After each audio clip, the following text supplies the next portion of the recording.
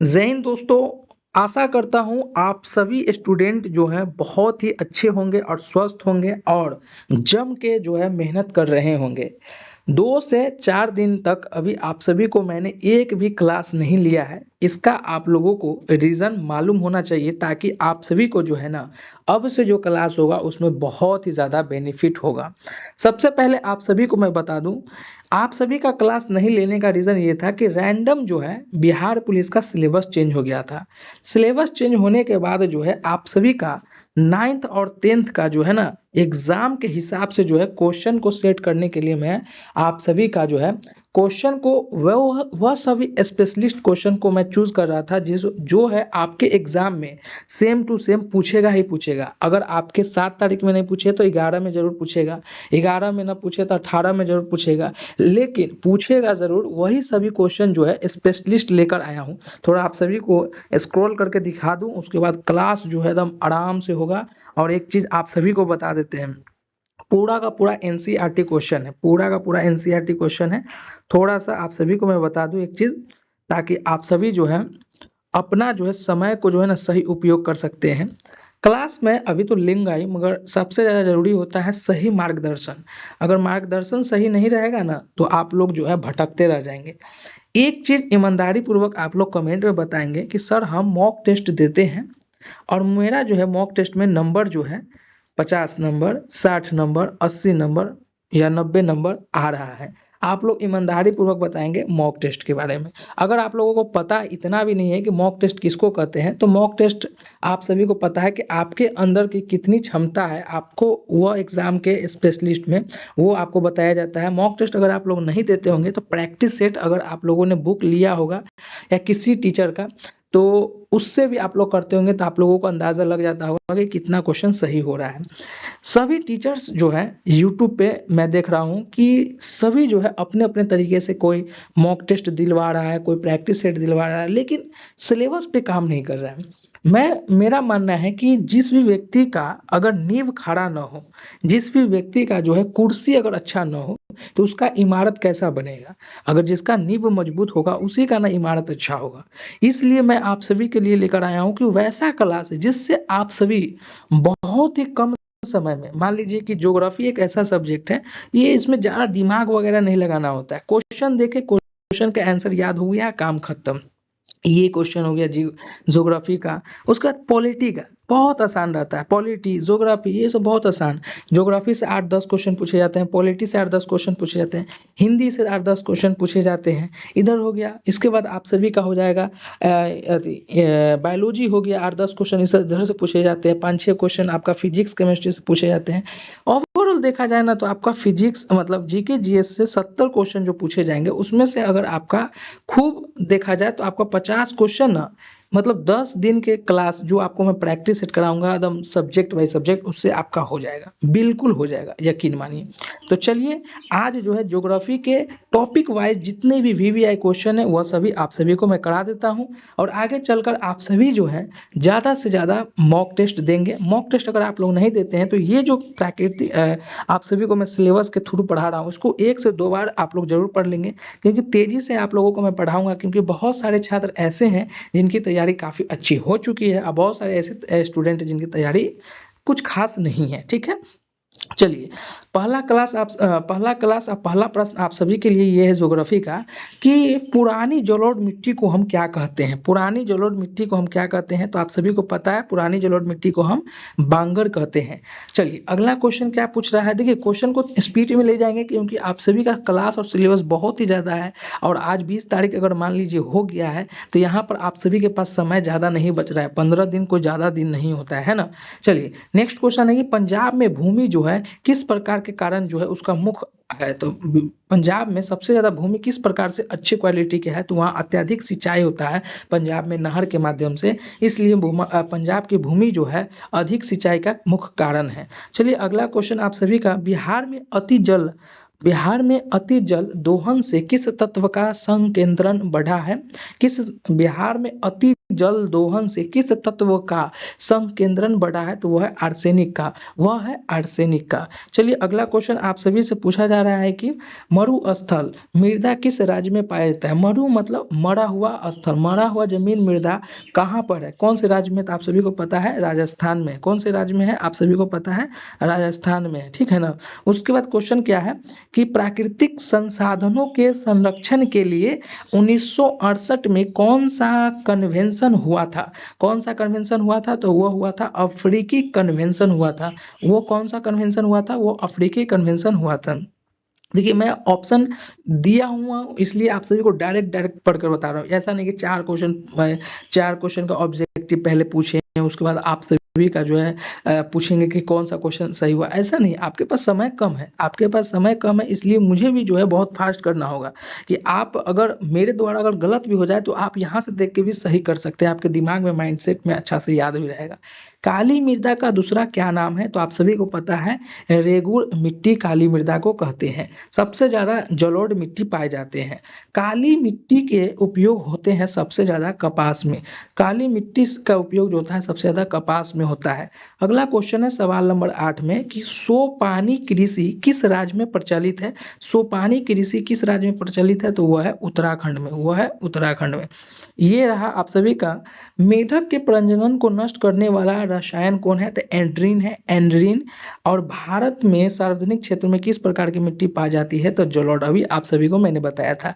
ये रहा आप सभी का मृदा, मतलब मृदा प्राकृतिक संसाधन से जुड़ी 10 क्वेश्चन। 10 क्वेश्चन को आप एक बार फिर से देख लेंगे, मैं धीरे धीरे आप लोगों को कर देता हूँ।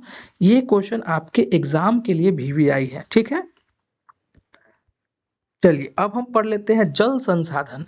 जल संसाधन अब हम लोग पढ़ लेते हैं। जल संसाधन से जो भी है क्वेश्चन बहुत ही ज़्यादा पूछे जाते हैं जल संसाधन से, है ना। जल संसाधन से जो है क्वेश्चन पूछे जाते हैं। क्वेश्चन पूछा जा रहा है कि किस नदी को बिहार का शोक कहा जाता है? काफ़ी सालों से आप लोग पढ़ते आ रहे हैं कोसी को। भारत में सबसे लंबा बांध किसका है? तो हीराकुंड बांध जो है सबसे बड़ा लंबा है। बाखड़ा नांगल परियोजना किस नदी पर बनी अवस्थित है? तो वह है सतलज नदी पर। स्वेज नहर को कब खोला गया था? स्वेज नहर को कब खोला गया था? तो वह है 1869 ईस्वी में। चलिए अब अगला क्वेश्चन को देख लेते हैं। अगला क्वेश्चन आप सभी से क्या कर रहा है?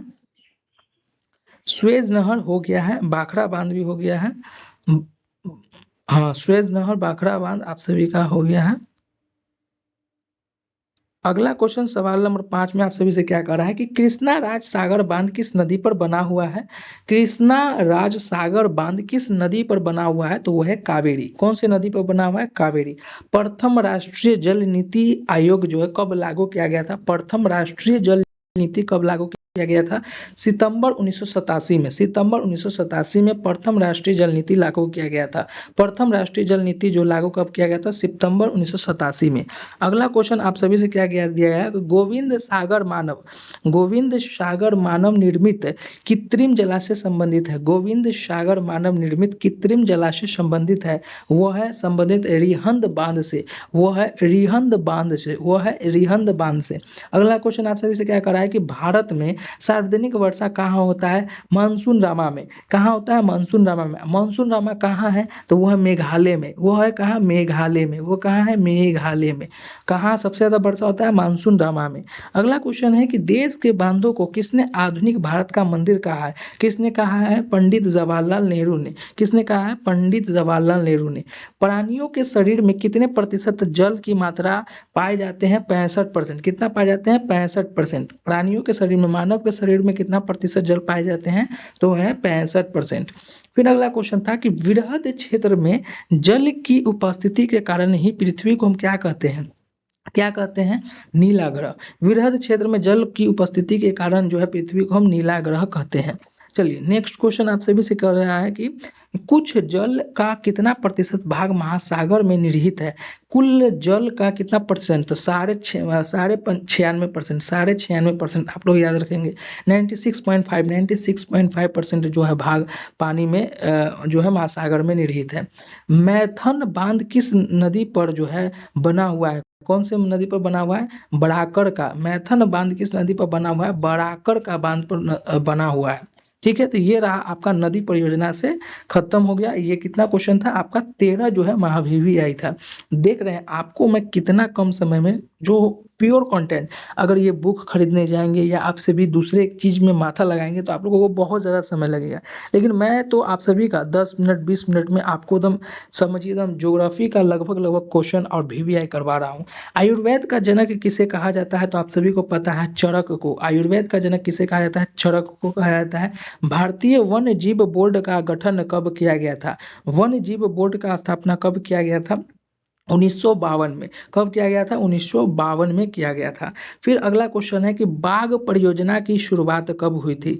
बाघ परियोजना की शुरुआत कब हुई थी? बाघ परियोजना की शुरुआत कब हुई थी? तो 1973 में। 1973 में। टेक्सोल का उपयोग किया जाता है। टेक्सोल का उपयोग किया जाता है कैंसर में। क्यूनाइन का उपयोग किस चीज में किया जाता है? तो क्यूनाइन का उपयोग जो है मलेरिया में किया जाता है। मलेरिया में किया जाता है। और दर्द के निवारक जो दवा है वो कौन सा है? आप सभी को पता है पैरासीटामोल में आता है, बुखार में और दर्द के निवारक में। काजीरंगा राष्ट्रीय उद्यान कहाँ स्थित है? तो आप सभी को पता है कहाँ स्थित है काजीरंगा राष्ट्रीय उद्यान? वो है असम में। वो है असम में। जिम कार्बोनेट राष्ट्रीय उद्यान कहाँ स्थित है? जिम कार्बोनेट राष्ट्रीय उद्यान कहाँ स्थित है? वो है उत्तराखंड में। वो कहाँ है? उत्तराखंड में। ये वीवीआई है। भारत का सबसे छोटा जैव मंडल रिजर्व कौन सा है? भारत का सबसे छोटा जैव मंडल रिजर्व कौन सा है? आप सभी को पता है डिब्रू सैखोवा। डिब्रू सखावा सैखोवा है। डिब्रू सैखोवा है। अगला क्वेश्चन है कि गुजरात के गिर राष्ट्रीय उद्यान में कौन सा जानवर मिलता है? कौन सा जानवर मिलता है? तो वो है सिंह। वो है सिंह। वो है सिंह सिर। जितना क्वेश्चन आप लोगों को मैं बता रहा हूँ वो सभी के सभी महावीवीआई है, आप लोग नजरअंदाज बिल्कुल नहीं करेंगे। भारत के किस राज्य में वन का सबसे अधिक विस्तार है? कौन से राज्य में वन का सबसे अधिक विस्तार है? मध्य प्रदेश। मध्य प्रदेश। मध्य प्रदेश। मध्य प्रदेश। ठीक है ना। इनमें से कौन सा जीव जो केवल भारत में ही पाया जाता है? कौन सा जीव जो केवल भारत में पाया जाता है? माफी चाहता हूँ थोड़ा सा स्क्रॉल होने की वजह से। एडजस्ट आप लोग कर लेंगे, है ना, समझदार हैं आप लोग। कौन सा जीव जो है केवल भारत में ही पाए जाते हैं? तो वो है घड़ियाल मगरमच्छ। घड़ियाल मगरमच्छ। ठीक है ना। चलिए नेक्स्ट क्वेश्चन, सुंदर वन कहाँ पाए जाते हैं? पश्चिम बंगाल में। कहाँ पाए जाते हैं? सुंदर वन जो है पश्चिम बंगाल में पाए जाते हैं। पश्चिम बंगाल में पाए जाते हैं। पश्चिम बंगाल किधर है? तो वो है पूरब की दिशा में। ये भी आप लोगों को याद रखना है। भारत का राष्ट्रीय पक्षी कौन सा है? मयूर मोर। मयूर मोर। मयूर मोर। संविधान की धारा 21 बताता है वन जीव और वनस्पति की संरचना। वन जीव और वनस्पति की संरचना। ठीक है ना। अगला क्वेश्चन आप सभी से क्या कह रहा है? सवाल नंबर 25 में कि वन का संरक्षण एवं प्रबंधन की दृष्टि से वनों की वर्गीकरण किया जाता है। वर्गीकरण किया जाता है। वन संरक्षण एवं प्रबंधन की दृष्टि से वनों की वर्गीकरण किया जाता है 3 वर्गों में। कितने वर्गों में? 3 वर्गों में। उसके बाद जो है उसके बाद जो है FAO की वानिकी रिपोर्ट के अनुसार 1948 में विश्व के कितने हेक्टेयर भूमि पर वन का विस्तार था? तो वो है 4 अरब हेक्टेयर पर। कितना था? 4 अरब हेक्टेयर पर। फिर अगला क्वेश्चन है कि 2001 में भारत के कितने प्रतिशत भौगोलिक क्षेत्र में वन का विस्तार था? तो वो आप सभी को पता है 19, 19.5। फिर अगला क्वेश्चन है कि पूर्वोत्तर राज्य में 188 आदिवासी जिले में देश के कुल कितने क्षेत्र का प्रतिशत वन था? तो आप सभी को याद करना है 60.11%। 60.11%। फिर अगला क्वेश्चन है कि 1951 से 1980 तक लगभग कितने वर्ग किलोमीटर वन क्षेत्र को कृषि भूमि में परिवर्तन किया गया है? तो 26,200 में 26,200 हेक्टेयर में किया गया है। ठीक है। चलिए मैग्रोव्स का सबसे अधिक विस्तार है। मैग्रोव्स का सबसे अधिक विस्तार है। मैग्रोवस का सबसे अधिक विस्तार है कहाँ है? तो वह है सुंदरवन में। मैग्रोव्स का सबसे अधिक जो है कहाँ विस्तार है? तो वह है सुंदरवन में। ठीक है, चलिए अगला क्वेश्चन कहा जाता है कि वन रिपोर्ट के अनुसार भारत में वन का विस्तार है कितना है? 20.55%, 20.5%। अगला जो क्लास होगा वह होगा खनिज संसाधन का। उसके बाद आप सभी का जो क्लास होगा शक्ति एवं ऊर्जा का। उसके बाद आप सभी का जो है होगा कृषि का होगा। उसके बाद जो है निर्माण उद्योग। 4 सेक्शन और लेकर आएंगे। अगर आप लोग कमेंट बताएंगे तो अभी 1 से 2 घंटा बाद मैं लेकर आ जाऊंगा। अगर आप लोग बोलेंगे कि सर इसको कल कीजिएगा तो मैं कल कर दूंगा। अगर आप लोग बोलेंगे कि ज्योग्राफी का एक दिन में ही पूरा कंप्लीट करा दीजिए जो कि बहुत ही आसान दिख रहा है सर जी, तो हम वो भी करा देंगे। अगर आप हमसे पूछेंगे कितना क्वेश्चन है पूरा, तो वो भी क्वेश्चन आप सभी को मैं करा दूंगा। ज़्यादा क्वेश्चन नहीं है, मुश्किल से 500 क्वेश्चन होगा, मुश्किल से 500 क्वेश्चन होगा। और जिस तरीके से मैं आपको तेज़ी से करा रहा हूँ वो ज़्यादा से ज़्यादा 2 घंटा में हो जाएगा। तो आइए आपका डिसीजन है, आप लोग जरूर बताएंगे कौन से जिले से यह क्लास को देख रहे हैं, ये भी आप लोग कमेंट में जरूर बताएंगे। ठीक है, धन्यवाद।